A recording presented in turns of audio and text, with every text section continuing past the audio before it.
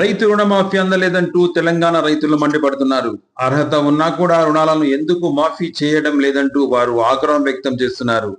ఆదిలాబాద్ జిల్లా తలమడుగులో రైతన్నల ఆగ్రహం అంబరాన్ని అంటింది. ముఖ్యమంత్రి రేవంత్ రెడ్డి దిష్టి బొమ్మకు రైతులు శవయాత్ర నిర్వహించారు.